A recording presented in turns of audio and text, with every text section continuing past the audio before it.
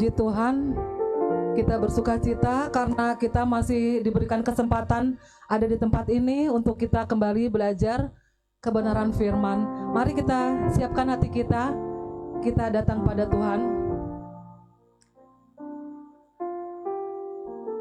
Bapa, terima kasih, kami mengucap syukur Bapa, semua karena anugerah-Mu, semua karena kasih setia-Mu Bapa. Kami ada sebagaimana kami ada saat ini, semua karena anugerah-Mu. Bapa, terima kasih. Kami boleh kembali datang ke tempat ini, kami kembali akan belajar kebenaran firman yang daripada-Mu. Bapa, kami mau siapkan hati kami semua Bapa.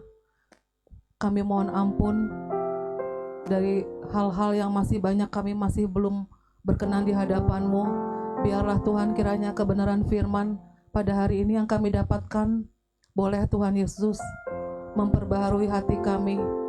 Terima kasih Tuhan, biarlah Tuhan Engkau yang ada di tempat ini, kiranya pengurapan dari tempat Allah yang maha tinggi turun atas kami semua Bapa. Terima kasih Bapa, terima kasih. Kami mengucap syukur, kami serahkan ibadah pada pagi hari ini sampai siang hanya ke dalam tangan-Mu. Terima kasih Tuhan Yesus. Ku mengasihi Yesus.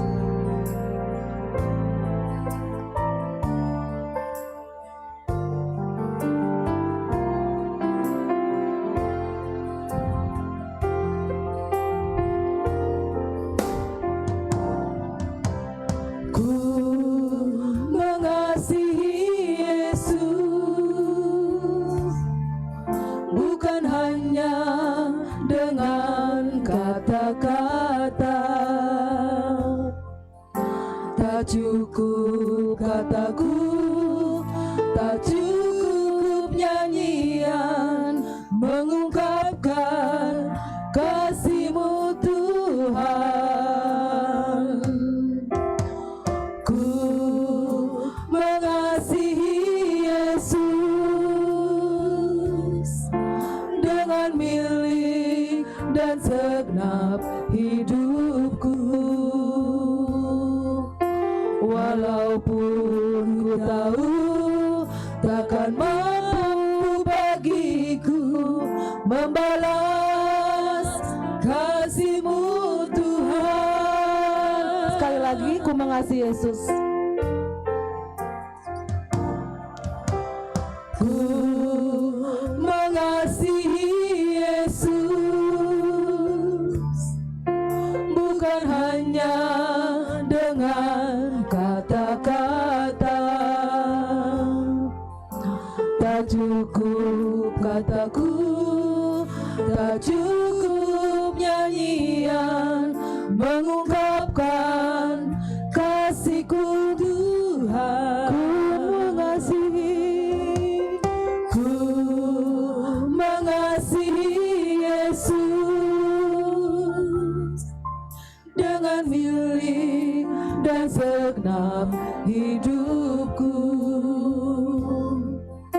Walaupun ku tahu takkan mampu bagiku membalas kasih-Mu Tuhan. Tuhanku, Engkau Allahku, aku tercipta hanyalah untuk-Mu. Memuji serta menyembah kepada-Mu, Raja mulia.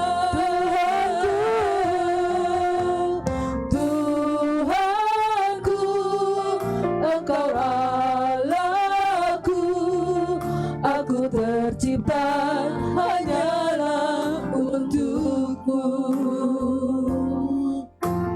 Memuji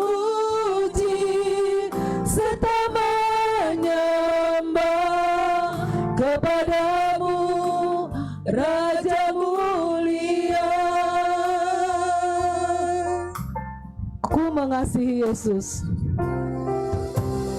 Ku mengasihi Yesus. Bapak Ibu silakan berdiri.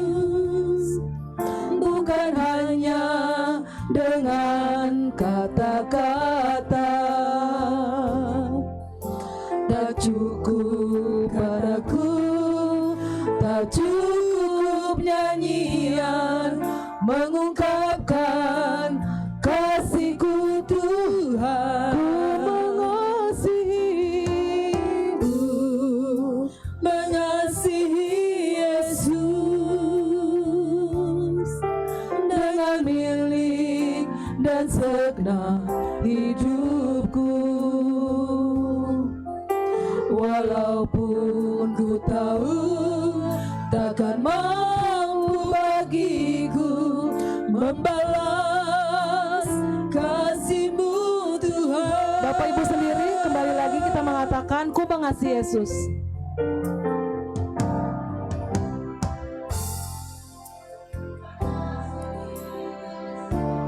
Bukan hanya dengan kata-kata.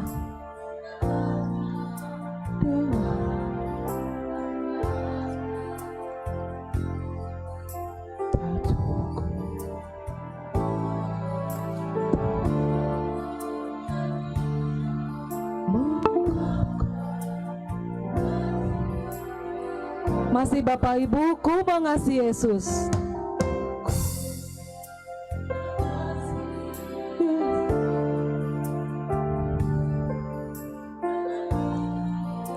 Dan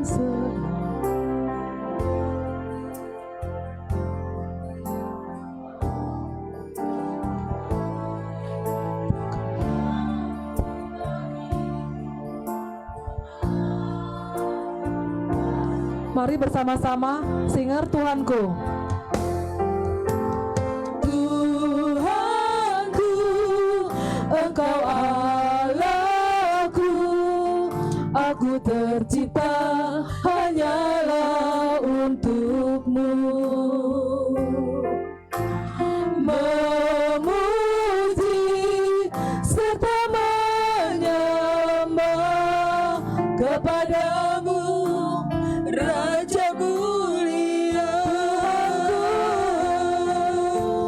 Tuhanku, Engkau Allahku, aku tercipta hanyalah untuk-Mu. Memuji serta menyembah kepada-Mu, Raja mulia. Tuhanku, Tuhanku, Engkau Allahku, aku tercipta hanyalah untuk-Mu. Memuji serta menyembah kepada-Mu, Raja mulia. Kepadamu, Raja mulia. Kepadamu, Raja mulia. Haleluya, haleluya. Kami mengasihi Engkau. Haleluya. Bapa yang kami muliakan, Engkau sumber sukacita kami. Terpujilah Engkau di tempat yang maha tinggi. Terima kasih Tuhan, karena kasih setia-Mu kami boleh mengasihi Engkau. Haleluya, haleluya. Engkau tempat perlindungan kami Tuhan, Engkau sumber sukacita penuh kami. Terima kasih Tuhan, terima kasih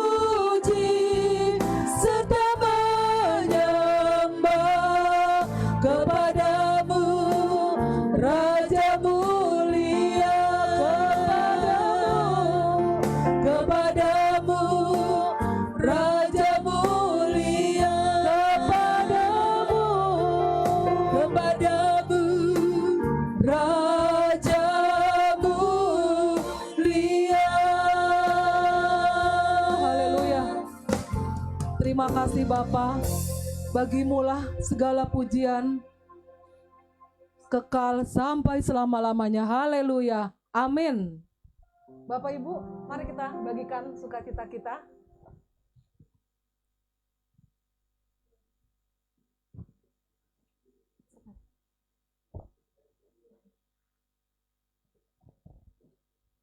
Masih tetap berdiri ya Bapak Ibu, tetap semangat. Tiap langkahku.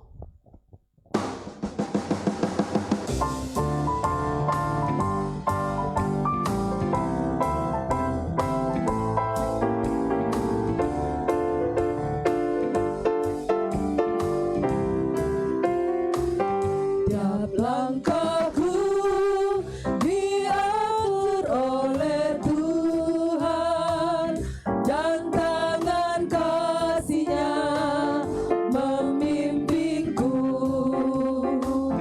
Di tengah gelombang dunia menakutkan, hatiku tetap tenang teduh. Tiap langkahku ku tahu Yang pimpin ke tempat tinggiku diantarnya, hingga sekali nanti aku tiba di rumah Bapa surga yang bakal.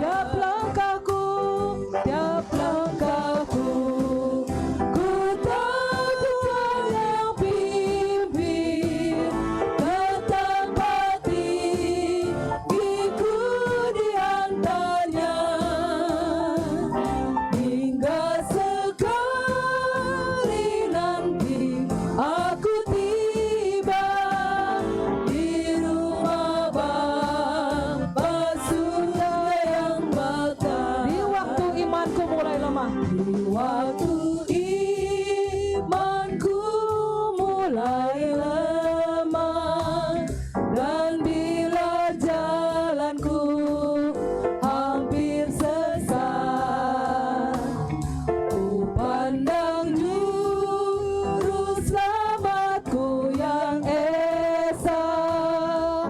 Aku kuat sebab Tuhan dekat. tiap langkahku. Ku tahu Tuhan yang pimpin ke tempat tinggiku diangkatnya, hingga sekali nanti aku tiba di rumah Bapa surga yang bakal. Tiap langkahku, ku tahu Tuhan yang pimpin ke tempat tinggiku diangkatnya, hingga sekali nanti aku tiba di rumah Bapa surga yang bakal. Sekarang Bapak Ibu sendiri, tiap langkahku.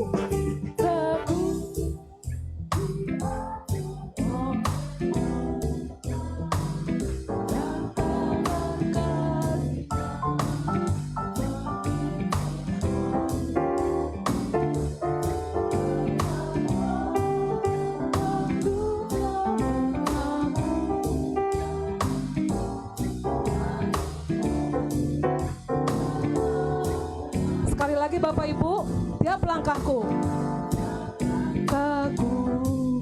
Ku tahu Tuhan yang pimpin.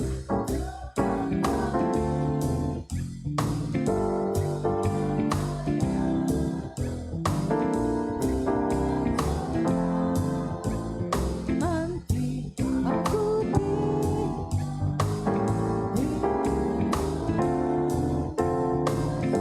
Bersama-sama, tiap langkahku.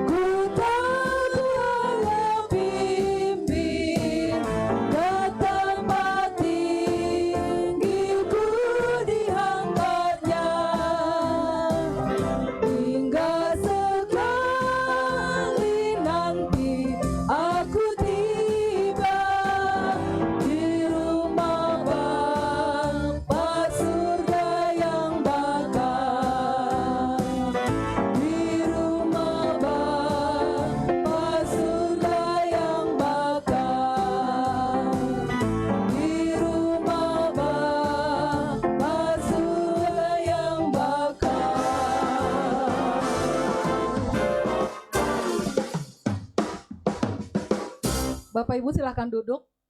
Mari kita dengarkan pengumuman kegiatan tempat ini untuk 1 minggu ke depan.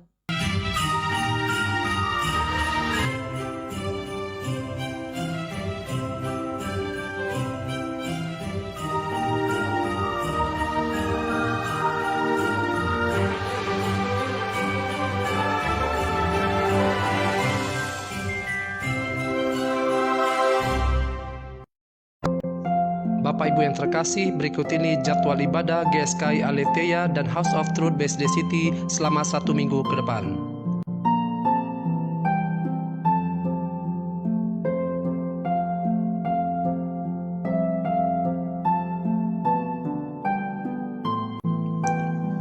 Live streaming ibadah suara kebenaran dari Rehoboth Ministry Gajah Mada Tower pada hari Selasa tanggal 26 November 2019 pukul 19 waktu Indonesia bagian Barat. Pembicara Bapak Pendeta Erastus Sabdono. Live streaming ibadah pendalaman Alkitab dari Rehoboth Ministry Mall Arta Gading pada hari Jumat tanggal 29 November 2019 pukul 18.30 waktu Indonesia bagian Barat. Pembicara Bapak Pendeta Erastus Sabdono.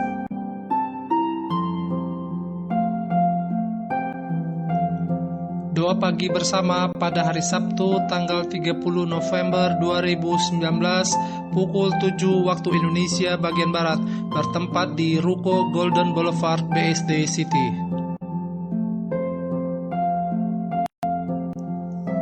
Ibadah Raya GSKI Aletheia BSD City pada hari Minggu tanggal 1 Desember 2019 pukul 9 waktu Indonesia bagian Barat. Tema Keharuman Batiniah Orang Percaya. Pembicara Bapak Pendeta Johannes Kurniawan. Ibadah disertai perjamuan kudus.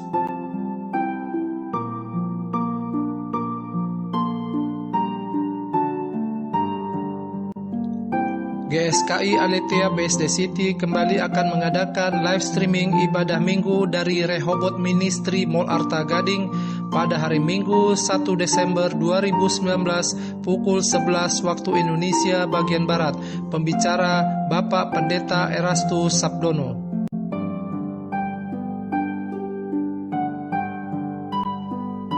Live streaming ibadah Sunday Bible Teaching dari Rehoboth Ministry Mall Arta Gading pada hari Minggu 1 Desember 2019 pukul 18 waktu Indonesia bagian Barat. Pembicara Bapak Pendeta Erastus Sabdono. Ibadah pendalaman Alkitab pada hari Selasa tanggal 3 Desember 2019 pukul 10 waktu Indonesia bagian Barat. Tema seri Doktrin Allah, penentuan Allah dalam Perjanjian Lama dan Perjanjian Baru. Tempat di House of Truth BSD City. Pembicara Bapak Pendeta Grant Nixon. Ibadah Waski akan diadakan pada hari Kamis tanggal 6 Desember 2019 pukul 10 waktu Indonesia bagian Barat bertempat di GSKI Aletheia Ruko Golden Boulevard BSD City. Tema Cermin Hidup Kekristenan.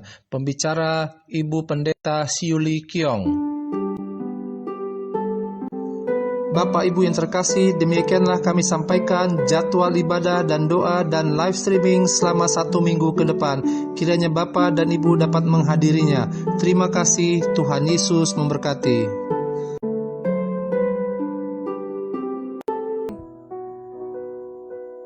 Mari kita siapkan hati kita untuk mendengarkan firman Tuhan. Bapak Ibu silakan berdiri. Tuhan tinggallah sertaku.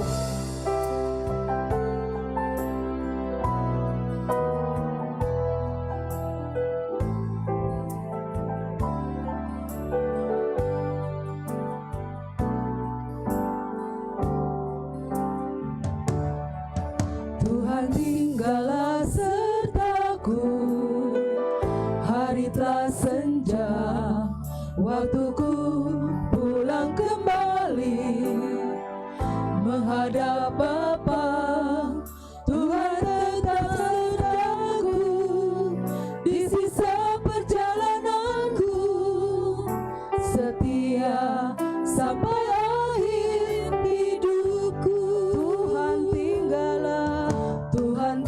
tinggallah sertaku. Hari telah senja, waktuku pulang kembali menghadap Bapa. Tuhan tetap sertaku di sisa perjalananku, setia sampai akhir hidupku. Kerinduan hati ini kau dapati, aku setia hidup berkenan di hadapanmu.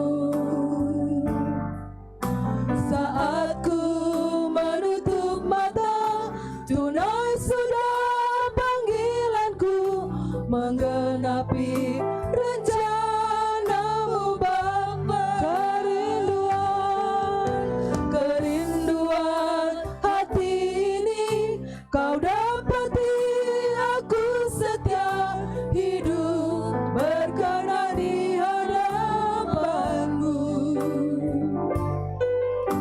Saat ku menutup mata, tunai sudah panggilanku, menggenapi rencanamu Bapa. Sekali lagi kita sampaikan lagu ini, Tuhan tinggallah sertaku.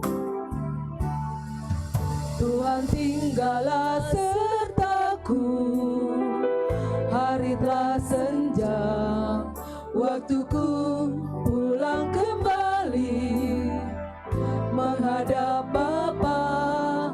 Tuhan tetap sertaku di sisa perjalananku, setia sampai akhir hidupku. Kerinduan hati ini Silakan Bapak. kau dapati, aku setia hidup berkenan di hadapanmu. Saat ku menutup mata, tunai sudah panggilanku, menggenapi rencanamu Bapa, menggenapi rencanamu Bapa, menggenapi rencanamu. menggenapi rencanamu Bapa.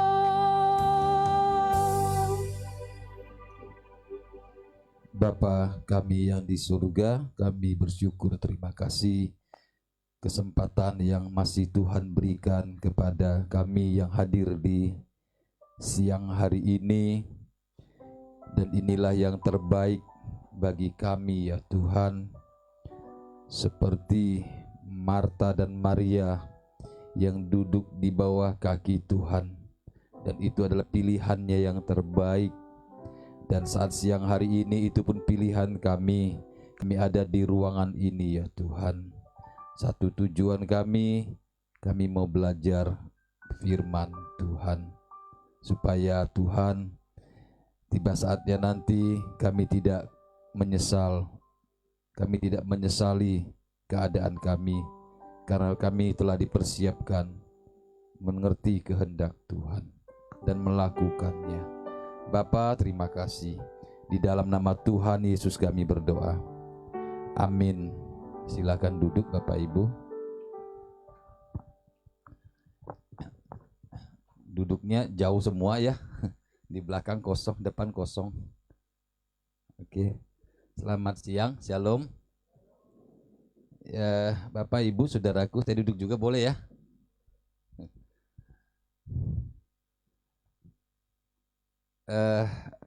Saya heran juga Bapak Ibu ya, kalau ada orang ya, kebanyakan orang ya, saya lihat mereka tidak terlalu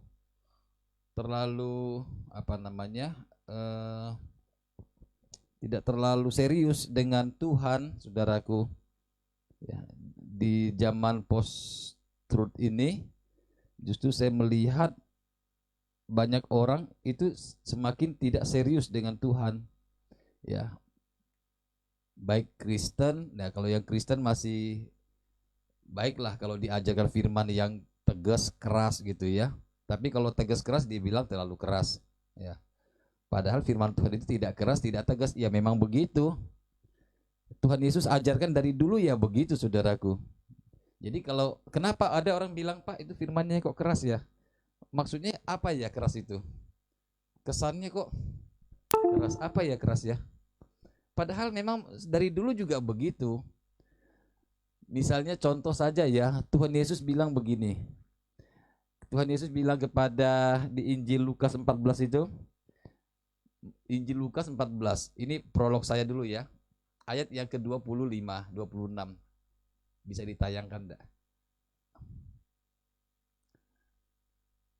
Injil Lukas 14 ayat 25, 26. Ya, tayangkan ayat. Nah, oke. Oh, wajah saya tetap ada ya. Oke, pada satu kali, baca sama-sama. Pada satu kali dalam perjalanannya sambil berpaling ia berkata kepada mereka, 26, ia tidak membenci bapaknya, ibunya, istrinya, anaknya, saudaranya laki-laki, perempuan, nyawanya sendiri, tidak dapat jadi muridku. Ini gimana, keras apa lembut ini? Hah? Iya kan? Ini terus kita kalau khotbah sekarang di postmodern ini mau diapakan nih ayat ini? Mau direduksi atau mau kita kurangi atau kita nggak usah khotbahkan ini? Makanya banyak orang nggak bisa khotbahkan seperti ini, saudaraku, karena susah diterima. Waktu Tuhan ini kita sih sebenarnya kita lebih gampang loh, saudaraku, menerimanya, karena kita sudah punya pemahaman Yesus itu Tuhan, amin, betul ya? Kalau sekarang saya khotbahkan itu kan berarti lebih mudah daripada zaman dulu. Kenapa? Karena sekarang ini kita sudah tahu Yesus itu adalah tuh, itu pun masih diomongin keras. Oke, sekarang saya bayangkan waktu Yesus waktu itu ngomong, kira-kira reaksi orang yang berduyun-duyun ikut Tuhan itu bagaimana reaksinya? Waktu Tuhan bilang, kamu ikut aku, kamu harus membenci ayah, ibu, istrimu, saudaramu laki-laki, perempuan, bahkan nyawamu sendiri. Kira-kira pemikir kan Yesus waktu itu masih jadi manusia biasa, penampilannya juga biasa, hanya karena sebelumnya dia membuat menyembuhkan orang sakit 2 kali. Di hari Sabat dia sembuhkan orang sakit 2 kali, maka itu yang men-trigger, memicu orang ikut Tuhan. Nah, ketika orang ikut Tuhan ini kan ikutnya karena melihat mujizat gitu ya. Lalu Tuhan berkata apa? Mau ikut aku? Kalau mau ikut aku, nah itu Tuhan ngomong harus membenci. Nah, ini waktu dengar orang waktu itu berpikir gini, memang siapa kamu ini? Sampai harus mempertaruhkan keluarga kami. Gitu ya, saudaraku. Kira-kira pemikirannya begitu ya. Loh, siapa kamu ini? Sampai harus mempertaruhkan keluarga. Bukankah sama seperti manusia biasa, dia juga lahirnya mereka tahu semua, tidak tiba-tiba turun dari langit kan? Kelahirannya tahu, prosesnya semua ngerti, semua tahu. Lalu ketika dia berkata kalau mau ikut aku, tadi pertaruhannya, orang berpikir, siapa kamu ini? Kan begitu. Lebih sulit sebenarnya, tetapi sulit atau tidak, Tuhan tetap paparkan itu. Tuhan tidak peduli sulit atau tidak, bisa atau tidak, tetap Tuhan ngomong itu. Saudara, saya mau tanya, mengapa Tuhan sudah tahu orang pasti akan sukar menerimanya? Mengapa Tuhan tetap ngomong statement itu? Kan seperti sia-sia ya. Siapa yang mau ikut ya? Pasti Tuhan juga sudah tahu pasti akan ditolak, tapi Tuhan tetap ngomong. Ada yang bisa jawab, mengapa Tuhan memberikan standar yang begitu tinggi kepada masyarakat pada waktu itu? Bapak Ibu bisa ngerti maksud saya? Kalau hari ini kita bicara begini, kita bisa terima ya, karena kita ini sudah tahu Yesus itu Tuhan. Bagaimana kita tahu? Dengan iman ya, iman dan data Alkitab, dan kita belajar. Kalau zaman itu kan orang tidak ngerti, orang tidak tahu siapa kamu ini. pertanyaan saya, mengapa Tuhan tetap paparkan standar yang begitu tinggi itu? Apakah tidak bisa dikurangi syaratnya? Kan tidak mungkin orang mau ikut, tapi Tuhan tetap bicara itu. Mengapa Tuhan tetap bicara itu? Ini saya sedikit agak bikin saudara pusing ya. Nah, kenapa Tuhan tetap tidak peduli? Seolah-olah Tuhan arogan, tidak peduli. Di silent aja Pak suaranya Pak.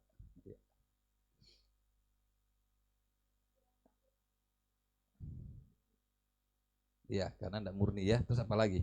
Kenapa Tuhan bukan pertanyaan mengapa itu kan tidak mungkin diikuti. Sulit kan? Bagaimana bisa mau? Ini benar-benar Tuhan bilang kalau kamu tidak membenci ayahmu, ibumu, ya siapa yang mau ini? Apalagi orang Chinese ya. Orang Chinese kalau suruh benci ayah ibunya, waduh mending ikut Tuhan. Kan begitu. Siapa kamu ini? Orang Chinese jangankan masih hidup, sudah mati pun disembayangin kan. Saking hormatnya sama orang tua. Itu orang Tionghoa. Ya. Kalau orang bule tidak terlalu, mati aja. Kalau orang Chinese itu saking hormatnya dia sama orang tua, sudah meninggal pun tetap dihormati. Bahkan lebih hormat ketika udah meninggal ya. Waktu masih hidup nggak terlalu hormat. Nggak bawain makanan, begitu meninggal bawain makanan terus saudaraku. Tapi nggak dimakan. Oke. Karena Tuhan itu jawabannya gampang, simple, memang agak sedikit filosofis. Karena Tuhan adalah Tuhan, standarnya tidak bisa dikurangi, tidak bisa direduce, karena Dia Tuhan. Saudara pernah beli mobil ya? Ya yang punya mobil tentunya ya. Kalau tidak pernah mobil nggak bisa beli. Ya. Saudara pernah beli mobil ya? Misalnya apa mobilnya? Saudara beli mobil apa? Yang sekarang ini, yang standar lah ya, RAS ya. Tahu Toyota RAS? Berapa harganya? Yang standar 245 juta ya. Itu sudah on the road ya. Sudah potong apa diskon. Pas ada pameran ya udah 240 dah. 235. Udah itu udah net itu. Sama nggak di seluruh Indonesia harganya segitu? Nah, seluruh Indonesia sama nggak harganya? Sama ya? Ya karena dealernya kan begitu. Diskon-diskonnya tergantung salesnya kan. Ya kalau dia jatah salesnya dikurangi ya dapatlah dia ya. Kalau jatah salesnya nggak mau ya tetap aja dia harga 240 kan, sampai 245 juta. Oke, setuju ya harganya sama ya? Iya dong, nggak mungkin itu baru ya, jangan di second, jangan mobil second, mobil baru 240 juta. Terus saudara ke showroom, saudara nawar, Pak boleh nggak 200 juta? Kalau nggak kasih saya ke toko sebelah. Saudara nawar dari pagi sampai sore. Salesnya bilang apa? Saudara bilang gini, Pak kalau nggak kasih saya ke toko lain nih. Salesnya bilang apa? Lebih cepat lebih baik Pak. Tidak bisa ditawar karena memang harganya standarnya segitu.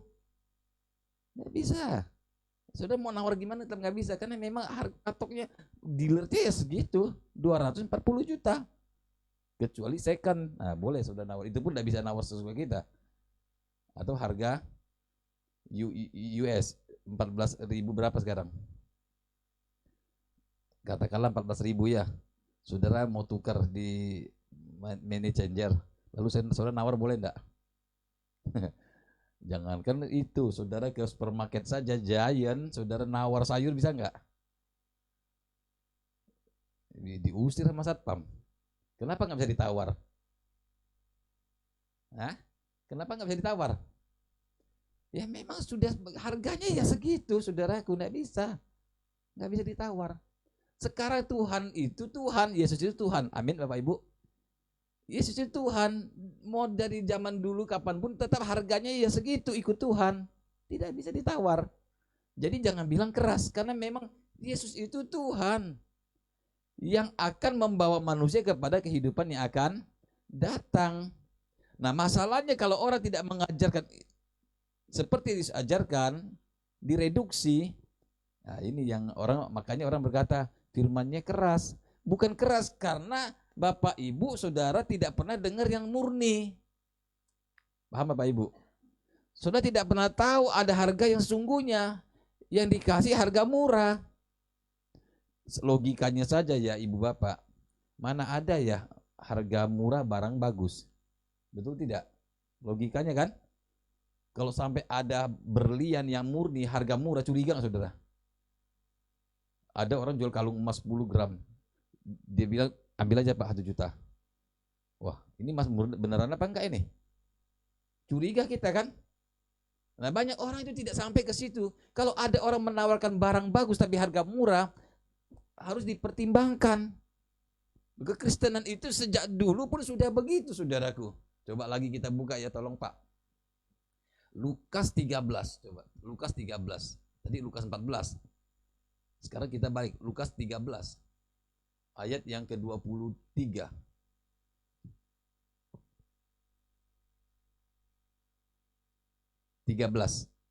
Lukas 13.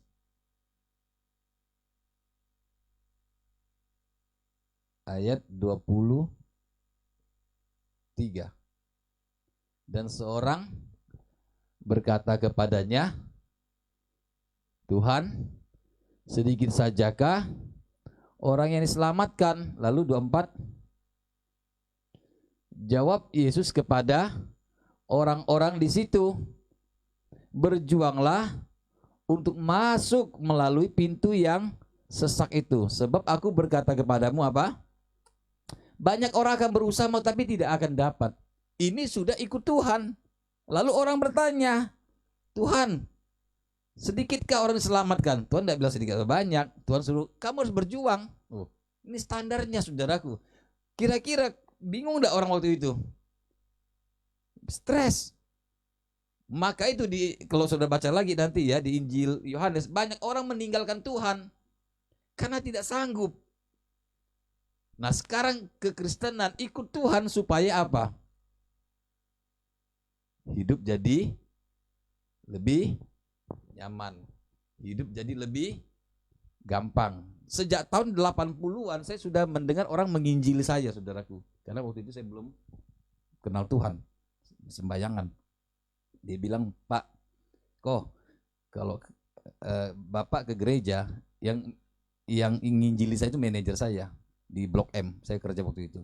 Kalau Pak Amin ke gereja, saya percaya Pak Amin akan hidupnya akan berubah, akan lebih nyaman. Saya bilang, masa benar? Iya, banyak kesaksiannya. Dia bilang, pokoknya hidupnya akan berubah. Tuhan pelihara, karena Tuhan itu raja. Kalau kita percaya kita anak raja, maka kita dipelihara, Pak. Hidupnya enggak, lihat aja dia orang-orang Kristen, makmur, kaya-kaya, dia bilang. Karena memang sudah kaya sebelum Kristen, saudaraku. Ya kan? Dia kan hanya melihat yang satu sisi, karena memang yang dia dengar begitu. Lalu saya pikir, enggak mungkin dia bohong ya, karena dia manajer. Ya udah. Oh gitu ya, Pak, saya bilang. Ya. Lalu saya sudah mulai percaya, oh hebat juga ya, enak ya jadi Kristen ya. Itu pemikiran saya. Lalu saya ke gereja satu kali, saudaraku, diajak teman. Saya lihat pendetanya khotbah juga. Wah, waktu itu ya tahun 90 kali ya, tahun 90. Wah, KKR, saudaraku. Saya nggak mau kasih tahu tempatnya. Lalu pendetanya bilang, saudara lihat, ini cincin saya. Ini harganya, saya sebut nominalnya, sekian juta. Waduh, enak juga saya pikir ya. Di KKR begitu. Sudah tahu nggak jas saya ini harganya berapa? Dia bilang. Ini semua dikasih orang. Loh, dikasih orang kok bangga ya? Saya habis mikir, kok dikasih orang? Oh, juga saya nggak ngerti. Kok malah dia saksikan dia kasih orang kok bangga? Oh, ternyata maksudnya pemeliharaan Tuhan. Dia bilang cincinnya, dia bilang dia nggak kerja tapi bisa dapat itu. Loh, herannya saya orang tepuk tangan. Lah ini bagaimana? Saya pikir ya, kok nggak logis ya? Dia bilang sepatunya harga sekian. Waktu itu loh dia bilang harga sekian juta sepatunya. Ya, dia bilang harganya. Ini pemeliharaan Tuhan, dia bilang. Lalu dia kesaksian, wah saya pikir enak juga nih jadi pendeta ya. Gak usah susah, saya lagi mikir, saya kerja dimaki-maki bos tiap hari ya. Kalau salah hampir dilempar-lempar, apa bos kan kejem. Kalau dia gajinya gede, dia suka-suka, memang bengis itu bosnya dulu. Apa juga dilempar kalau dia marah ke kita. Tapi demi uang ya sudah kita ikut aja. Memang kita dibayar dimarahin kan. Ya, iya kan? Makanya kalau orang nggak ada duit susah, udah anggap aja dimarahin untuk digaji. Jadi gampang beres kan orang kalau saya, Pak saya memang Bapak dimarahin untuk digaji Pak, digaji untuk dimarahin, tenang aja, nggak usah baper, nggak usah bawa perasaan. Kalau orang bawa perasaan berhenti kerja tuh nanti. Udah hajar aja, yang penting dia nggak main fisikan, masa bodoh kayak gitu. Wah kejam sudah, saya pikir wah ini bosnya kejam banget, ikut Tuhan enak ini, semua serba lancar. Wah maulah kalau begitu ya, kan masuk nih, wah iya ya, lihat orang doa diberkati, sembuh, sakit didoakan sembuh, nggak usah ke dokter saudaraku. Wah sampai teman saya itu berhenti di dokter loh, udah mau tesis, udah mau skripsi, berhenti dia. Akhirnya sekarang nyesalnya minta ampun, dia nyesal nangis Bombay. Bodohnya aku nih Pak, ya memang bodoh kita dulu saya bilang. Itu gara-gara KKR saudaraku, bisa-bisanya rasio kita nggak main loh.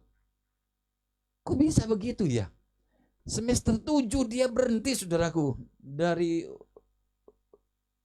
UI. Bayangkan, karena dia bilang tidak ini ada apa? Ini Tuhan sedang lawat Indonesia tahun 90. Tuhan sedang lawat Indonesia tahun 92. Ya. Dipatahkan semua kutuk-kutuk sakit penyakit, kutuk-kutuk rumah sakit, meja operasi, dipatahkan semuanya. Ya orang jauh jadi dokter kalau begitu ya. Dulu kan kita gak mikir, wah Tuhan luar biasa gitu kan, luar biasa Tuhan mengasihi kita. Ya itu kan bocengli sebenarnya kan kalau kita pikirkan. Ya buat apa orang sekolah mahal-mahal kalau begitu. Tapi kan kita gak mikir begitu. Wah udah teman saya ini langsung berhenti saudaraku, jadi pendeta dia.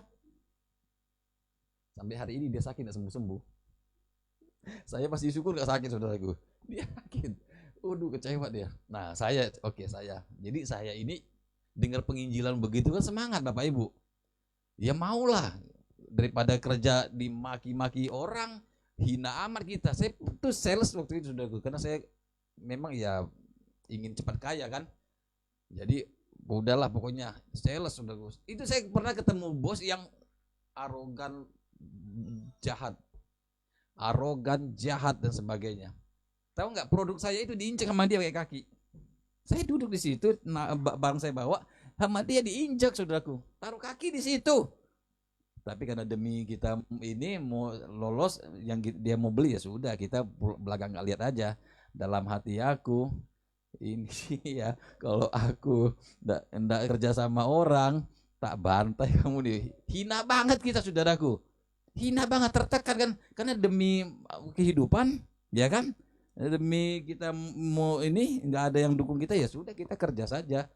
Pernah saya begitu dialami sampai begitu saudaraku kerja. Nah ke gereja dengar pendeta khotbah begitu enak ndak? Bu enak, tidak ada sukar. Saudara akan dipelihara sempurna. Semangat kita. Maulah aku jadi Kristen. Kalau kan saya orang nekat saudaraku. Ya udah saya bilang, Pak ke pendeta, Pak saya nggak mau jadi Kristen biasa. Saya mau jadi pendeta sekalian saya bilang. Iya beneran. Cara gimana? Sekolah Alkitab. Saya sekolah Alkitab beneran saudaraku. Iya nanggung kan. Bener enggak? Karena saya dengar pendetanya khotbah begitu waktu itu. Mujizat luar biasa. Ya keluar negeri enggak bayar. Semua enggak bayar. Wah enak hidupnya kalau begini. Ya, ini bener nih. Saya lalu begini. Enak amat hidup lu ya. Saya kerja setengah mampus. Wah. Ya udah saya percaya Yesus saya bilang. Iya bener saya percaya Yesus saya bilang. Tidak hanya percaya. Saya mau sekolah Alkitab. Supaya tanggung semuanya. Nah dengarlah saya khotbah lagi saudaraku. Orang khotbah. Saudara kalau memberi itu akan Tuhan lipat gandakan. 30 ayatnya dibacakan. 30, saya pikir ya, dulu saya dagang ya, 2 kali lipat aja udah, waduh ampun. Ya bener kan? Lu bener gak? Ya, Bapak Ibu kalau dagang jualan, saya dulu jualan jeruk, saudaraku dari Kalimantan, saya bawa jeruk. Boro-boro 2 kali lipat, untung sekian persen aja udah kamsia kita. Itu pun harus dengan, waduh perjuangan. Saya dengar orang khotbah, sudah akan diganti Tuhan 30 kali lipat. Saya mulai hitung, wah 30 kali lipat. Saya tanya, enggak? Bener, ada ayatnya, buka ayatnya. Bener, 30, 60 bahkan 100 kali lipat, mati saya bilang. Bagaimana Anda ikut Tuhan? Ikut saya bilang, kan gitu ya. Kan kita dulu kan begitu mentalnya kan. Ya udah terlanjur susah, ditawarkan begitu gimana nggak mau. Ikut kita. Kayak orang main judi kan? Kan gitu kan main judi. Udah tahu bandarnya omnya kita. Ya kita pura-pura kalah terus. Itu yang bandar kan omnya kita. Ya omnya bandar kita main. Ya yang dia mangsanya banyak ini. Ya pura-pura lah kita. Itu kan yang bandar omnya kita tahu sendiri. Nah, ini udah tahu rahasianya. Wah, lalu saya ikut Pak. Udah. Cerita singkat nih ya. Singkat cerita. Saya ikut Pak Erastus. Ikut Pak Erastus. Nah, ini lain ceritanya ini. Di Petamburan, saya masuk Petamburan. Saya tinggal, dia lihat rumahnya lantai 4. Kotak kecil. Mungkin gak ada sebesar ini ruangannya. Penuh buku. Jalan beras miring-miring. Dapurnya sempit. Kamar mandinya sempit. Anaknya 2. Gak ada sofa. Itu rumahnya dia. Beliau. Di Petamburan lantai 4. Nomor 253. Kan saya tinggal di asrama. Lalu saya lihat, ini Pak Pendeta satu ini kok gak kaya-kaya juga ya. Iya. Bingung saya ini kenapa nih. Oh, saya ingat. Dia kan memberi terus kan. Wah, pinter saya bilang Pak Gembala nih. Dia memberi supaya dia diganti 30 kali lipat nih saya bilang. Oh, pantesan. Oh, mungkin dia nabung dulu pikir saya kan. Iya kan? Pasti nanti dia kaya ini. Saya tunggu-tunggu saudaraku setahun 2 tahun. Nggak kaya-kaya juga dia. Dia udah kasih. Saya kan lihat. Hartanya dia kasih ke anak-anak. Buat makan anak-anak. Sekian ratus orang. Dari Kupang, dari Jawa, dari Ambon. Dari mana-mana. Dari Kalimantan. Tinggal di asrama. Nggak ada yang mau sponsor. Jadi tiap hari kan harus makan. Jadi uangnya beliau ini dia kasih buat belanja. Saya yang belanja saya tahu. Jadi saya berpikir gini. Oh ini nabung dulu. Nanti saya tunggu 30 kali lipat. Paling nggak saya kebagian dong. Saya tunggu-tunggu saudaraku. Nggak ada loh. Nggak ada. Nah saya ya amsyong sekarang. Kan saya ini kerja baik-baik saudaraku. Saya kan kerja baik-baik. Lalu saya berhenti kerja. Harapan saya tidak akan menjadi menderita kan. Lalu saya sekolah Alkitab. Ternyata yang terjadi. Saya bilang saya tidak mau jadi jemaat biasa. Saya mau jadi pendeta. Saya pikir kalau jadi pendeta kan lebih berkenan gitu ya. Bisa lebih cepat kan lipat gandanya. Nggak mungkin dong orang-orang bohong. Masa pendeta bohong? Kan gitu. Betul nggak lo cara berpikirnya saya? Iya kan? Masa pendeta bohong sih? Jadi saya pemikir begitu saudaraku. Maka saya sekolah Alkitab. Lalu saya masuk. Kan tidak ada yang biayain saya. Nah di Petamburan itu saya mulai bingung ini. Kan saya tidak bisa makan di asrama. Kalau makannya jorok kok. Makannya jorok saudaraku. Asli itu jorok. Kecoaknya banyak dapurnya. Dan jorok memang. Bawahnya kan aduh pokoknya jorok. Itu masak super mie itu malamnya masak. Besok baru makan. Bengkak nggak itu? Dari ada kuah sampai kering kuahnya. Mie kuah jadi spaghetti. Bagaimana mau makan kita? Jadi saya nggak bisa makan di Petamburan. Dulu kan saya kerja baik-baik. Punya fasilitas lumayan. Walaupun saya ya nggak kaya-kaya. Tapi punya begitu makan asrama nggak bisa makan. Tempenya tempe yang dipotong kecil-kecil tuh saudaraku. Campur kecap. Ini bagaimana makan saya bilang. Udah itu nasinya kuning lagi. Piringnya piring kaleng. Wah amsyong ini saya bilang nih. Jadi saya nggak pernah makan di asrama. Makan di luar. Nah kan butuh duit. Nah, mulailah jual cincin. Mas saya jual. Ya, tabungan habis, udah tabungan habis. Setahun 2 tahun jual cincin. Jual kalung. Kalau orang Kalimantan kan cowoknya pakai kalung. Iya laki-laki pakai kalung. Kalungnya emas lagi segede rantai kapal. Jual murah. Jual tabung habis. Wah gawat ini saya tunggu-tunggu ini. Mana 30 kali lipatnya ini. Saya bilang Tuhan udah gak usah 60 dah saya nawar. 30 aja. Lama-lama saya nawar. Tuhan gak usah 30 dah. 10 aja dah. Jangankan 10. 1 pun gak ada saudaraku. Sampai saya doa di atas genteng. Di Petamburan itu. Lantai 7 ngadap ke langit. Ngadap ke bintang. Ini kayak Abraham aja dulu nih. Tidak juga dijawab-jawab doa saya. Saya kesal, sudah kecewa saya. Saya bilang, wah ini bohong ini orang di pendeta ini. Saya mulai curiga. Ini berarti yang kesaksian saya, manajer saya semua bohong ini. Sebab saya udah sungguh-sungguh. Lalu saya tanya ke pendeta. Saya cari pendeta ya saudaraku. Apa jawabannya dia?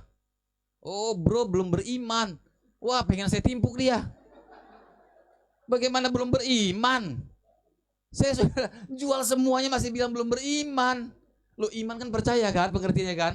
Saya bilang Pak Pendeta kenapa Pak? Saya kan belum mengalami seperti Bapak cerita. Oh Bapak belum beriman. Waduh. Nah ini tidak bisa diverifikasi. Pak, saya sudah lakukan semuanya. Iya, berarti Bapak belum sungguh-sungguh. Wah, pengen saya ajak berantem saudaraku. Sempat saya kecewa. Ya saya nggak mau bohong ini, nggak mau lagi, mau kerja lagi, mana mau bos terima saya. Kan gaji saya lumayan waktu itu saudaraku. Saya sudah berfasilitas mobil apa, walaupun dimaki-maki ya senang biar aja. Tapi masuk lagi udah nggak mungkin lah, nggak berani saya. Wah bisa dimaki lagi saya, diludahin. Nggak mau saya, akhirnya saya nggak kerja. Akhirnya saya mau berhenti bersekolah Alkitab, saya juga mau masuk kerja nggak bisa, stres saudaraku. Akhirnya miskin, pinjam Supermi malam-malam sama teman saking miskinnya. Karena lapar kan. Aduh saya bilang ini Amsyong salah ini, salah langkah ini, bodoh saya ini. Itu bohong itu orang saya bilang. Saya pinjam Supermi sama teman saudaraku. Malam hari di asrama, saya pinjam Supermi saking laparnya. Karena dia makan saya kan baunya gak enak kan. Loh, iya nggak? Udah itu hujan kan, hujan lapar. Aduh dia masak Supermi kita gigit jari. Dia ada banyak duitnya, dia beli 1 dus. Jadi saya pinjam 1 bungkus saudaraku. Nah udah pinjam bingung, air panasnya nggak ada. Tersiksa lah. Akhirnya pakai air termos. Itu pun minta. Kan asrama, malam udah nggak boleh ke dapur. Jadi ada air termos yang tadi sore ambil. Jadi Supermi itu direndam air termos. Kan nggak mendidih. Nunggu lama nggak kembang-kembang saudaraku. Yang ada ngapung Indominya. Timbul sama bumbu-bumbunya timbul semua. Saya bikin aduh nyiksa banget. Aduh Tuhan ini salah nih, Yesus ini salah ini. Udahlah saya bilang, besok saya berhenti. Masa bodoh saya bilang. Ini bohong semua ini. Itu 4 tahun saudaraku. 4 tahun saya sudah masuk. Masa dia bilang belum beriman? Kan marah saya. Mau bagaimana lagi, saya sudah jual semua, belum jual diri aja saya bilang ini. Siapa yang mau juga jelek begitu. Ya ampun saya bilang nih Tuhan, aduh kacau nih, rusak ini. Itu tahun 96, 97. Mana banyak masalah lagi. Aduh saya sampai stres saudaraku. Orang tua udah bilang, ini udah kacau ini anak katanya. Udah gak bisa diatur katanya. Lu kerja baik-baik kenapa berhenti? Bego, tolol pokoknya udah dah. Semuanya sampai gak mau ini dah bilang. Paling gede itu gaji kamu antara kita semua dibilang. Kenapa kamu berhenti? Ya karena saya dengar tadi saudaraku. Tidak ada mustahil. Masa Tuhan bohong, masa pendeta bohong kan gitu. Ternyata saya ngalamin setengah mati. Besok saya bilang saya berhenti dah. Saya mau cari kerja aja, saya bilang gak sanggup saya. Iya gak sanggup saudaraku. Gak ngerti, gak punya dasar. Nah itu terjadi sesuatu waktu itu saya mau berhenti. Nah ini benar-benar saya gak tahu lah. Memang Tuhan ternyata memang ada orang kasih saya gak banyak uangnya. Karena saya gak punya ongkos lagi kan. Saya mau makan nasi goreng dah sampai gak punya uang. Ada satu ibu orang Tapanuli saudaraku, orang Batak, bisa-bisa kasih saya uang 5.000 loh. Itu ibu miskin. Waduh, saya sampai gemetar, saya bilang, wah ini Tuhan dengar. Saya kan bilang, Tuhan gak ada kalau begini. Jadi malam hari saya mau pulang lagi asrama, saya bilang, waduh ini bakal kelaparan lagi nih. Ada ketemu ibu saudaraku pulang dari gereja ibu itu. Nah, dia bilang buat kamu ini, dia bilang 5.000 saja, nggak banyak waktu itu. Sejak itu saya bilang, oh Tuhan benar dengar ada ya. Nah sejak itu saya mulai belajar lagi saudaraku, belajar, oh perlahan-lahan. Ternyata selama ini dengarnya keliru semua, salah. Salah, tidak begitu. Pemeliharaan Tuhan itu tidak begitu. Tuhan yang ditawarkan tidak begitu. Paham saudaraku? Karena saya ngalami sendiri, bukan itu yang Tuhan yang sesungguhnya. Nah saya belajar di situ saudaraku, belajar. Nah, puji Tuhan, ternyata memang saya ini memang panggilan Tuhan. Tidak jadi undur saya saudaraku, gara-gara 5.000 loh. Iya gara-gara 5.000. Lalu saya mulai review, ternyata memang saya sejak kecil sudah dipanggil Tuhan, tapi tidak ngerti. Begitu jadi pendeta baru mengerti saudaraku. Kan saya tidak ngerti, kalau saya ngerti saya mau dong. Tidak ngerti saya. Dari kecil diaborsi, udah dibunuh ya oleh orang tua, karena orang tua nggak ngerti kan. Saya diaborsi, umur 2 bulan diaborsi. Menurut orang tua sudah nggak mungkin hidup, tapi hidup juga. Ya karena nggak ada mesin kuret waktu itu ya. Kalau ada mesin kuret selesai saya dibor. Iya kan? Iya kan mesin kuret kan? Itu habis itu, janin tulang semua hancur. Untung zaman itu belum ada mesin kuret. Kalau ada ya selesai saya. Diaborsi, mami itu sampai hampir meninggal, bed rest 4 bulan nggak bisa bangun. Lalu jatuh di kali setelah lahir, masalah juga. Sejak lahir masalah sakit-sakitan, makanya manggil mami itu AI. Karena ciong katanya. karena nanya dukun. Nggak boleh manggil mama, manggilnya AI. Ya kan, kue pang. Apalah tuh pokoknya nggak tahu saya. Ya, karena sakit-sakitan sampai saya melihat badan saya sampai naik ke langit, saudaraku. Itu masih belum sekolah, saya masih ingat. Terus saya masuk lagi, saya sampai di langit itu sepi, nggak ada orang, saya nangis, saya minta turun. Turunnya naik awan, saya ingat itu. Dalam mimpi atau penglihatan saya naik awan, saya turun lagi, masuk lagi dalam tubuh saya. Begitu saya sadar, saya lihat semua orang nangis. Berarti sudah mati kali waktu itu. Oh, saya lihat orang tua kok nangis semua. Nah, saya masuk lagi tubuh. Jadi berapa kali saya ini, saudaraku. Ya, dari kecil jatuh di kali, diselamatkan kangkung. Kangkung, saya keselamat oleh kangkung, kelilit kangkung. Saya untung ada kangkung, kalau enggak mati juga saya. Itu ketiga kalinya saya jatuh ke kali, nggak ada yang tahu siang-siang, saudaraku. Saya selamat karena kangkung. Saya kelilit kangkung. Iya, akhirnya saya sejak itu saya bisa berenang. Keempat kali saya tukang berantem. Berapa kali masuk rumah sakit. Sampai satu kali masuk rumah sakit 2 minggu gak sadar. Karena dipukul pakai besi. Kerja kesetrum genset. Saya pernah cerita sini ya. Sampai meledak tuh genset, saudaraku. Orang bilang udah mati, hidup juga saya. Berapa kali ini, saudaraku? Jatuh dari air terjun, hidup juga. Itu kelima kalinya. Keenam kali di depan gedung MPR, mobil Pak RS terbalik sama saya. Saya terbalik, saya nyetir, hancur mobilnya, nggak bisa dibuka, sampai dibuang itu mobil, karena terbalik. Itu keberapa kali tuh? Wah, pokoknya banyak saya ngalami. Baru saya ngerti, oh memang saya ini mau jadi pendeta barangkali ya. Waktu itu saya mikir, oh mau jadi pendeta kali ya, nggak mati-mati ternyata, saudaraku. Nah, sejak itu saya belajar, oh ternyata saya ngerti. Nah, maka itu, saudaraku, ternyata banyak orang salah memahami tentang Tuhan. Ya, jadi maka saya bilang tema hari ini, jika matamu baik, maka teranglah seluruh hidupmu. Itu konteksnya apa ya? Coba kita baca ya. Coba kita baca. Yang saya persiapkan ini. Jika matamu baik, teranglah seluruh tubuhmu. Nah, itu di Injil Matius pasal 6. Konteksnya adalah janganlah kamu mengumpulkan harta di bumi. Ayat yang ke-19. Janganlah kamu mengumpulkan harta di bumi. Di bumi ngengat dan karat merusakannya, yang tadi. Nah ini, janganlah kamu mengumpulkan harta di bumi. Di bumi ngengat dan karat merusakannya, dan pencuri membongkar serta mencurinya. Ayat 20. Tetapi kumpulkanlah bagimu harta di sorga. Di surga ngengat dan karat tidak merusakannya, dan pencuri tidak membongkar serta mencurinya. 21. Karena di mana hartamu berada, di situ juga hatimu berada. Ayat 22. Mata adalah pelita tubuh. Jika matamu baik, teranglah seluruh tubuhmu. Jika matamu jahat, gelaplah seluruh tubuhmu. Jadi jika terang yang ada padamu gelap, betapa gelapnya kegelapan itu. Ayat 24. Tak seorang pun dapat mengabdi kepada dua tuan.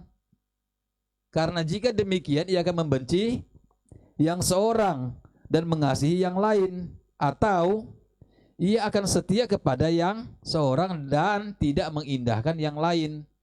Kamu tidak dapat mengabdi kepada Allah dan kepada Mamon. Nah, kata terang di sini, mata di sini dalam bahasa aslinya adalah optalmos. Bisa diklik, Pak? Ya, klik bawahnya. Ya, dalam teks aslinya, jadi saya tidak ngada-ngada, ini dari kamu, saudaraku.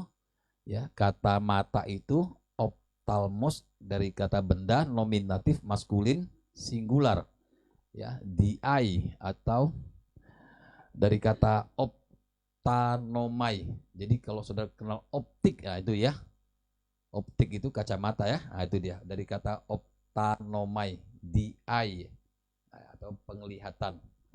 Lalu kata terang di sini, terang itu liuknos, ya, sama juga dalam bentuk benda nominatif maskulin singular.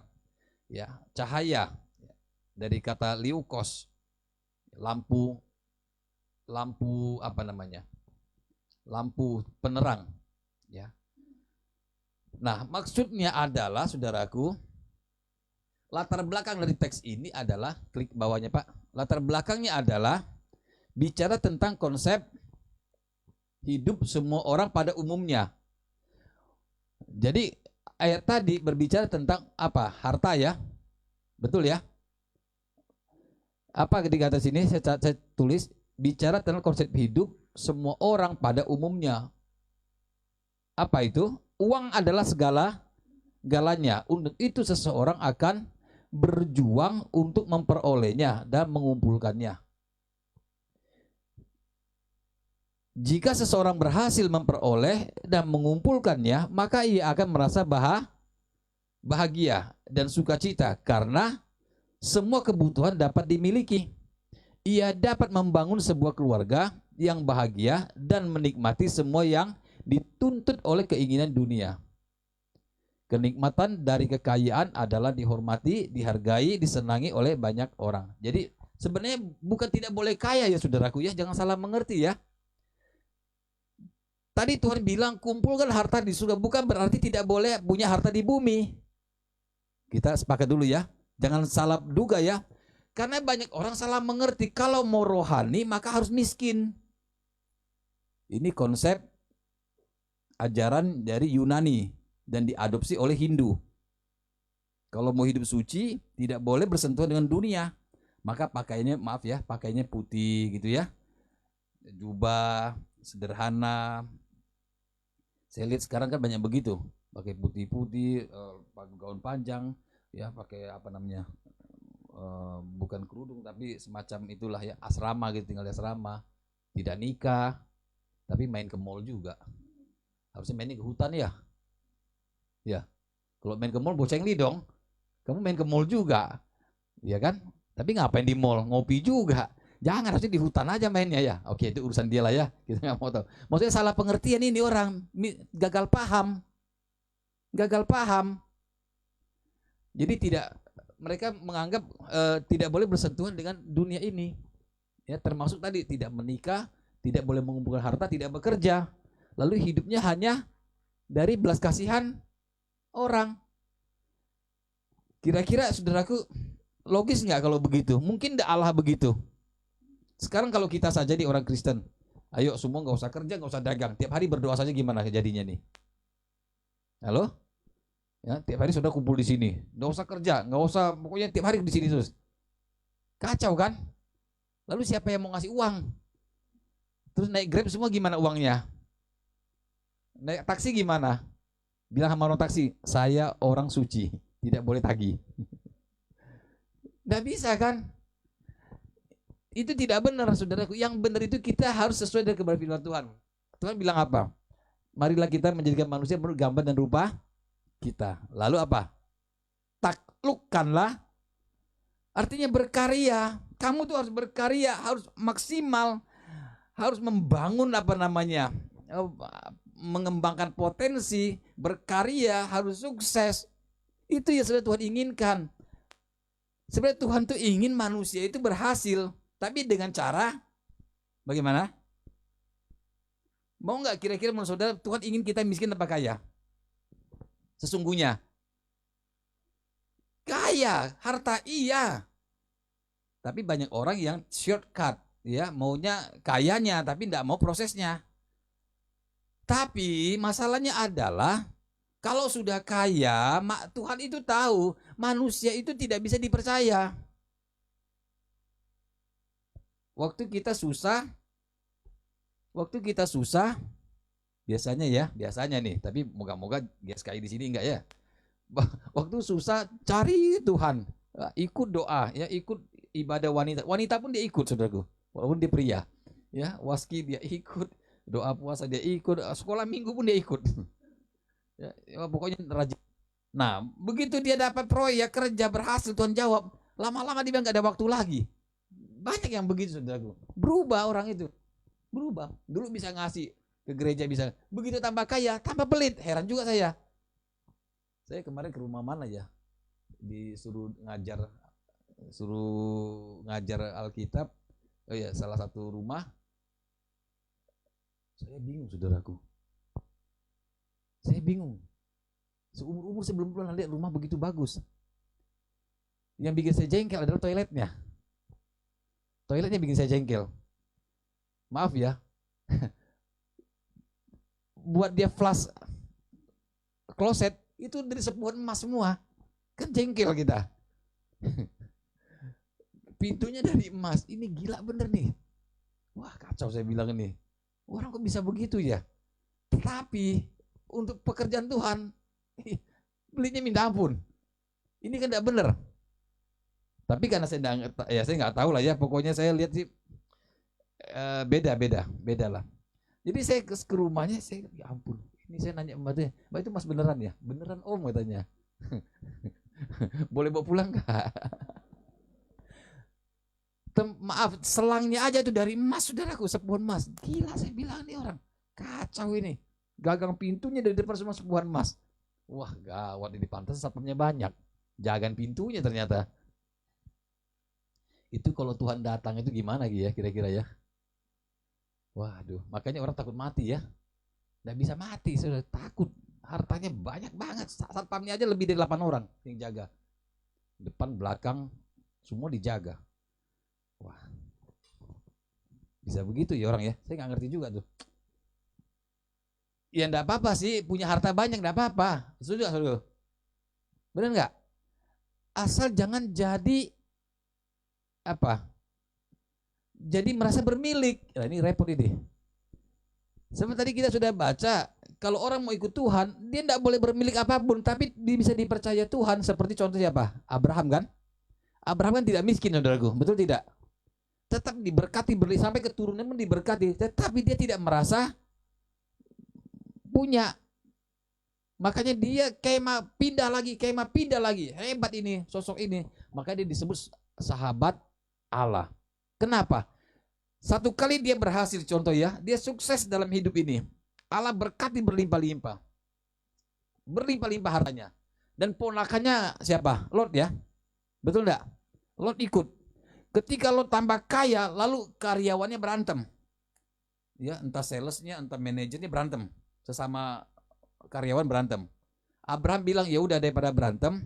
Lot yang bilang, kita pisah boleh enggak om? Oh boleh, kata Abraham. Boleh. Hasilnya hartanya bagaimana om? Jawab Abraham apa? Abraham jawab apa ke Lot? Ambil aja suka-sukamu. Terserah kamu, ambil saja. Mana ada om begitu ya? Ada gak om begitu sekarang sama ponakannya? Sama-sama sukses, omnya bilang, lu mau ya udah ambillah hartanya. Sesuka-suka kamu. Yang ada juga nggak ada begitu ya. Ini omnya baik banget ya. Ambil aja sukamu. Ambil aja. Ini membuktikan bahwa Abraham mengerti bahwa kebahagiaan sesungguhnya, ini saya masuk ya. Mengapa ya sampai Tuhan bilang tadi, bukan berarti tidak boleh kaya, saudaraku. Pak Marlon bisa tolong klik lagi Pak ayat di slide berikutnya di bawah ini. Slide-nya di bawah ini.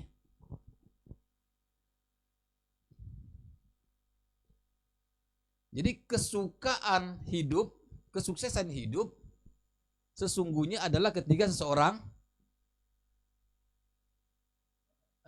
kesuksesan hidup yang sesungguhnya adalah ketika seseorang menemukan bahwa Tuhan adalah satu-satunya kebahagiaan hidup, dan memang itulah yang Tuhan kehendaki, supaya semua orang menemukan bahwa satu-satunya kebahagiaan manusia adalah Tuhan, bukan harta dunia. Jadi bukan masalah harta boleh atau enggak. Yang menjadi masalah adalah kita ini sulit ya saudaraku. Bagaimana kita bisa menempatkan Tuhan adalah kebahagiaan kita.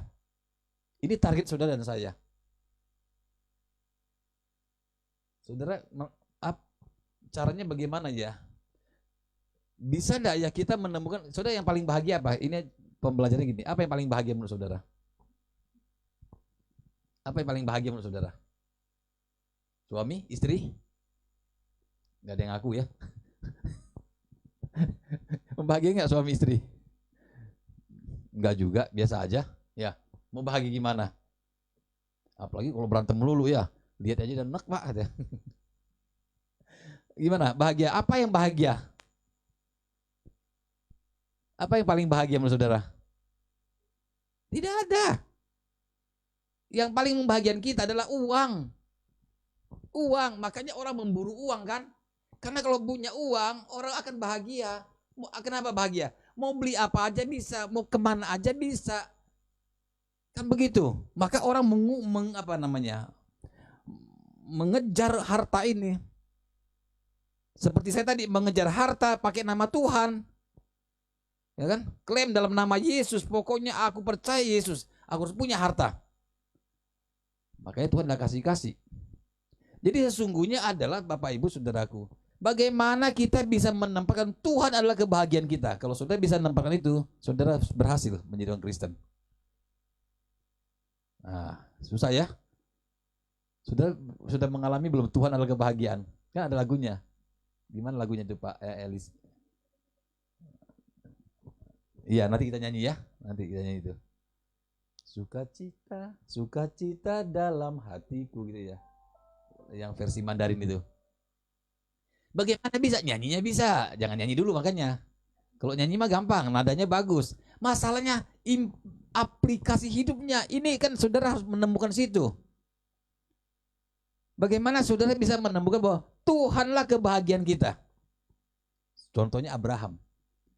Hartanya, anaknya semua bisa dikorbankan. Kenapa? Dia menemukan pribadi agung Tuhan. Nah ini target saudara dan saya.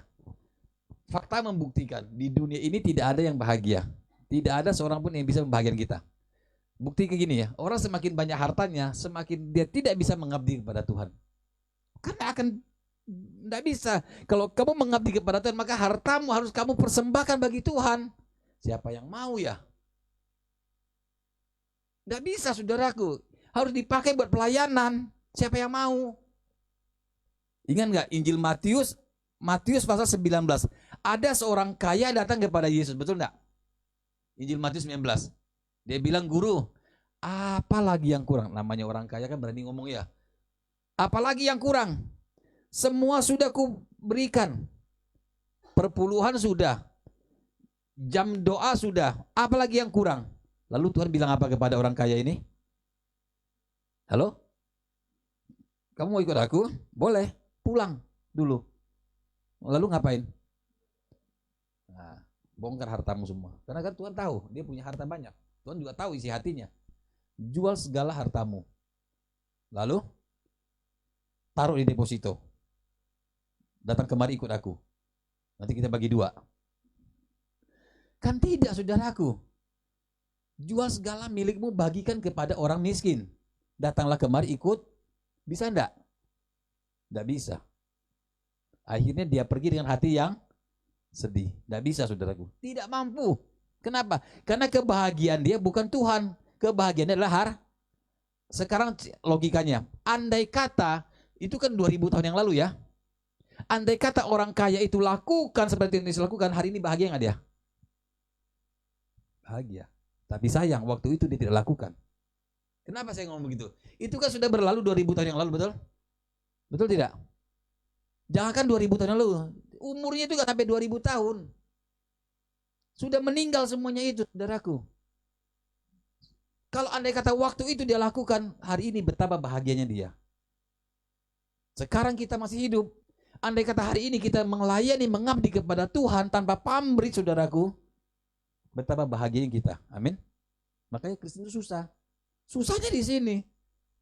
Tetapi saudara akan ingat, saudara ingat, 50 tahun kemudian kita udah nggak ada nih, benar nggak? Saya tidak ngancam ya. Ini kan benar kan? Loh, apalagi kayak saya begini, udah 50 lebih. 50 tahun lagi pasti nggak ada lah. Saya juga nggak mau lama-lama kan. Betul tidak? Saudara dan saya ini, kita melayani sungguh-sungguh, kita berkorban, tapi Tuhan juga tidak sampai kita miskin-miskin amat kan? Yang penting hati kita, gitu enggak? Kalau kita berani berkorban, berani melayani tanpa pamrih dengan Tuhan, saudara tidak akan menyesal. Kenapa? Kita ini nggak sampai 50 tahun lagi hidup. Harta semua akan sirna, habis. Tapi berbahagialah saudara. Nah, 30, 60-nya itu bukan sekarang, nanti saudaraku. Itu maksudnya. Jadi jangan harap sekarang kesempatan kita mengabdi kepada Tuhan. Saya tidak bilang harta kita persembahkan bagi Tuhan ya, tapi tentu sesuai dengan kapasitas, kemampuan rohani masing-masing. Jangan seperti saya juga, korban karena harapannya, iya harapannya kan mau sekarang, ternyata nggak dikasih, kecewa. Nah, Bapak Ibu Saudaraku, inti dari khotbah saya siang hari ini adalah bagaimana menempatkan Tuhan adalah kebahagiaan kita. Itu susah, tapi saya belajar. Harus dibuktikan. Fakta membuktikan memang tidak ada yang membahagiakan kita. Tidak ada. Apapun juga nggak ada. Punya anak, nanti anak menikah, tinggal. Sudah kan? Jadi punya orang lain. Belum lagi kalau dia rumah tangganya tidak harmonis. Kita ikut hanyut juga perasaan. Kan begitu. Apa bahagian kita?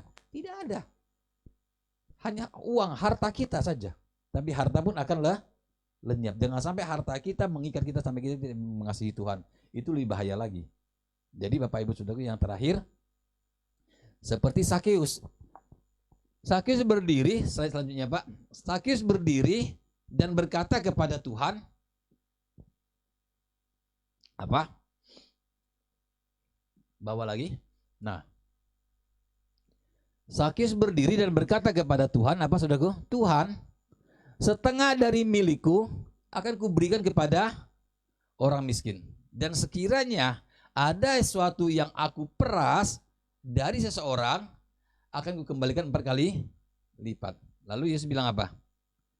Kata Yesus padanya, hari ini telah terjadi keselamatan di rumah ini, kepada rumah ini. Karena orang ini pun anak Abraham. Karena figurnya zaman dulu Abraham. Abraham itu berani berkorban. Sakeus beda dengan orang kaya di Injil Matius. Sakeus beda. Nah, sekarang saudaraku, berbahagialah Sakeus. Sudah 2000 tahun yang lalu kan? Hari ini dia bersama Bapa di surga. Dia bersama Tuhan. Dia menikmati kehidupan. Tetapi menderitalah orang kalau orang tidak mau melakukan seperti yang Yesus lakukan. Bapak Ibu yang terakhir saya mau katakan bahwa hidup ini sebenarnya, suksesnya hidup ini kalau saudara sudah menemukan bahwa Tuhanlah kebahagiaan kita. Nah itu PR kita masing-masing. Ayo berjuang sampai kita menemukan bahwa Tuhanlah kebahagiaan kita. Amin Bapak Ibu. No choice. Pertimbangan saya begini Bapak Ibu, pertimbangan saya. Saudara mau sungguh-sungguh atau tidak, kan kita pasti lewat nih semua. Hari ini dosen saya lewat nih, baru saya dapat berita, umurnya 50, 50. Baru kemarin ngajar. Saya berita duka. Aduh kaget saya saudaraku. David Samiono. Itu orang pintar sekali, peneliti. Ya, dia calon profesor di teologi ya. Meninggal hari ini. Waduh kita kehilangan saudaraku. Dosen dia dari Salatiga. Jadi pertimbangan saya begini saudaraku. Kita mau sungguh-sungguh atau tidak, kita pasti akan berakhir kan? Tapi bahagialah orang yang sungguh-sungguh. Tapi cerobohlah orang, carelesslah orang kalau dia tidak sungguh-sungguh. Karena nanti dia menyesal. Ternyata harta yang sesungguhnya menanti kita. Kehidupan abadi itu di dalam Yesus Kristus. Nah orang kalau tidak mau sungguh-sungguh, tidak bisa juga, Tuhan tidak bisa maksa saudaraku. Jadi makanya kita belajar firman seperti ini supaya apa? Kita bisa mempertimbangkan bahwa kebenaran sungguhnya itu sebenarnya tidak sulit asal kita mau. Lagi pula tidak mungkin orang yang sungguh-sungguh dengan Tuhan dibuat menderita. Tidak mungkin. Saya sudah buktikan itu. Saya cerita ya tadi ya, dari nol saya habis. Tapi sampai hari ini saya tidak juga minta-minta sih. Ya ada, maksudnya kebutuhan ada, rumah ada, istri ada, anak ada, sekolah juga sama saja. Pas-pasan sih memang. Tapi pas ada, pas mau, pas ada gitu ya. Pas mau ada gitu. Oke. Jadi ya itulah saudaraku ya. Jadi kita hidup ini tidak perlu kita terlalu panik. Karena apapun yang juga kita miliki pasti semua akan melewat. Akan lewat. Lewat semuanya. Orang kalau banyak uangnya, saya malah bingung ya. Kebanyakan uang juga bingung saya pikir nih ya. Iya, banyak uang bingung saudaraku. Tiap hari sibuk kan? Sibuk. Sibuk pulang-pulang kamar, pulang-pulang masuk kamar. Nah mungkin dia Saya lihat rumahnya besar sekali ya, kolam berenangnya aja bisa sebesar halaman 20 meter ada itu kolam berenangnya. Tapi nggak pernah diberenang juga. Mana ada waktunya dia berenang. Yang ada yang berenang supir, anak-anaknya dan pembantu.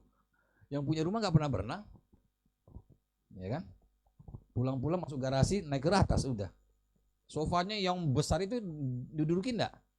Mana pernah didudukin situ? Orang gak ada waktunya. Sampai berdebu. Jadi untuk apa semua saudaraku? Nah ini ya, makanya kalau ikut Tuhan itu jadi ribet banget dah. Makanya orang susah ikut Tuhan sungguh-sungguh. Ya, ikut Tuhan sungguh-sungguh susah, saudara. Tapi tidak susah. Kedepannya dia akan tahu ternyata benar ikut Tuhan itu tidak ya apa namanya? Tidak akan merugikan. Oke, ada yang bertanya, saudaraku, silakan. Kalau ada yang mau bertanya.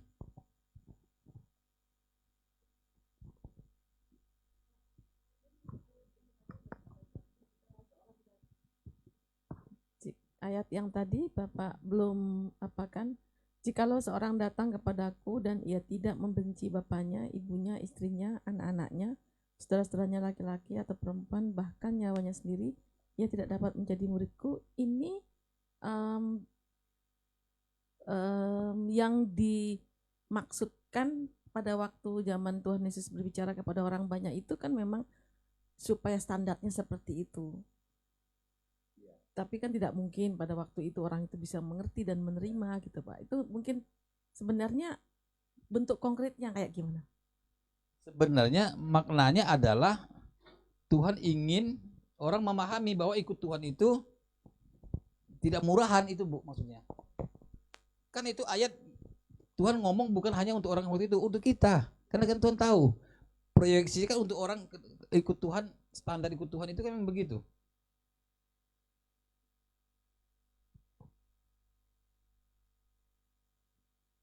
Standar ikut Tuhan kan memang begitu. Tidak bisa direduksi. Waktu Tuhan ngomong itu kan memang waktu itu orang tidak ngerti, tapi Tuhan ngomong. Kenapa? Karena Tuhan tidak tahu. Tuhan tahu. Orang tidak bisa menerima, tapi ada yang bisa menerima. Nah, berbahagialah orang yang bisa menerima. Implikasinya apa? Ya kita hari ini diberi kesempatan. Jadi makanya tidak cukup hanya percaya kan? Oh, aku percaya Tuhan. Oh, bagus percaya Tuhan. Tetapi kelanjutannya harus ada. Kalau hanya percaya saja, setan juga percaya kan gitu. Oh, aku percaya Tuhan. Ya jangan suka dulu, jangan senang dulu. Setan juga percaya. Tapi masalahnya kamu harus setelah percaya itu apa? Mengabdi, pengabdian. Menempatkan Tuhan segala-galanya. Jadikan Tuhan kebahagiaan hidup. Itu PR kita masing-masing. Harus bisa menemukan itu. Nah, kita kan berjuang ke situ. Saya tidak yakin orang bisa menemukan Tuhan kebahagiaan hidup itu. Saya sulit itu. Itu paling sulit. Tapi kalau bisa, hebat. Hebat itu. Sulit ya. Ikut Tuhan sulit tuh. Tapi itulah pertaruhan kita. Tuhan harus kebahagiaan kita. Bagaimana ya Pak? Nggak bisa dijelaskan. Nggak bisa dijelaskan. Tapi fakta bisa menjelaskan bahwa hidup ini tidak membahagiakan kita. Memang. Jadi jangan kecewa dengan hidup ini tidak membahagiakan. Memang Tuhan ingin yang bisa membahagiakan kita adalah Tuhan. Nah, pribadi ini personal. Urusannya personal. Apa namanya? Personal pribadi kita dan Tuhan. Yang bisa begitu. Jadi tidak usah saudara tunggu KKR, pendeta besar khotbah mana, nggak usah. Setiap hari kita bisa mencari Tuhan, amin. Setiap hari saudara bisa mencari Tuhan. Temukan Tuhan itu dalam hidup kita, saudara pasti akan luar biasa, merdeka saudaraku. Ya. Sedikit lagi Pak, tapi banyak kan hamba-hamba Tuhan yang membahas ayat ini. Contohnya meninggalkan orang tua, meninggalkan bapak ibu, saudara-saudara, ikut Tuhan. Nah, diaplikasikan langsung kepada kenyataan bahwa harafiah ya orang itu bagaimana? Iya enggak lah, enggak begitu, salah dong, enggak mungkin. Sebab Allah itu kasih kan. 1 Yohanes 4 ya. Allah adalah kasih. Enggak mungkin Allah suruh membenci kan.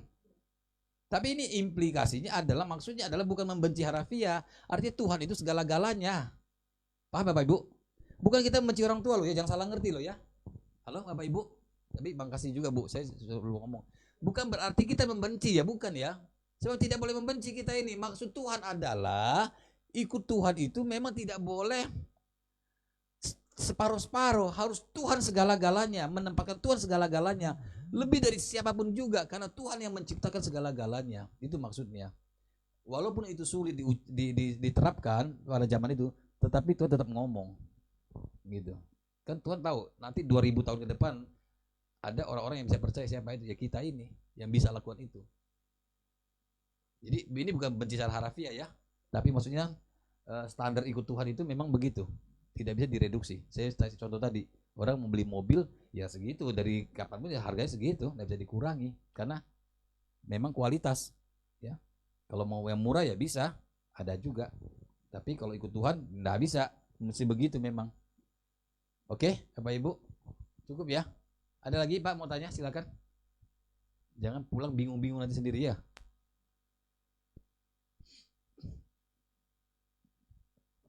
Oke ya. Kalau gitu kita tutup dalam doa. Mari kita berdiri. Kita tutup dalam doa.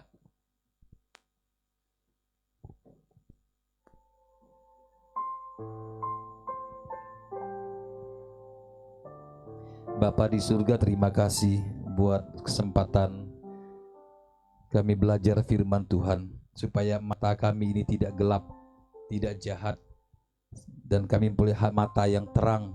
Sebab jika mata kami baik, maka teranglah seluruh kehidupan kami. Artinya kami bisa melihat bahwa dunia ini dunia yang sangat rentan. Apapun yang kami miliki tidak bisa membahagiakan kami. Hanya Tuhan yang bisa membahagiakan kami. Mari kita naikkan pujian ini. Tuhanlah kebahagiaanku. Haleluya.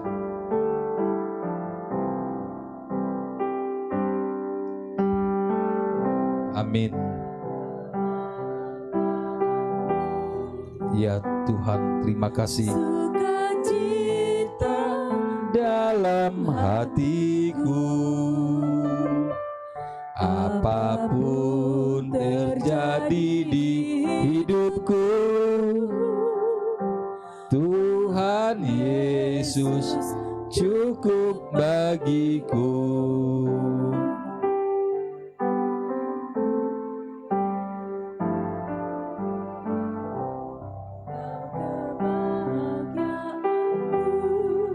Haleluya. Sukacita dalam hatiku, apapun terjadi di hidupku, Tuhan Yesus cukup bagiku. Walau hidup ini aku sendiri, Engkau setia menemani. Walau tiada harta dan kehormatan, Tuhan kebahagiaan abadi. Sekali lagi kita akan nyanyian ini.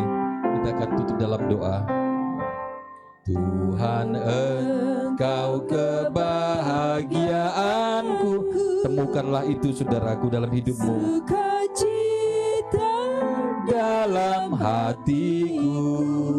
Amin, haleluya. Apapun terjadi di hidupku, Tuhan Yesus cukup bagiku.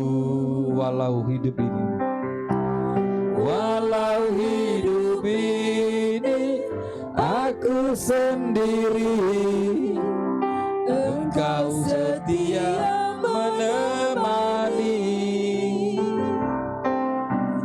Walau tiada harta dan kehormatan, Tuhan kekayaan abadi.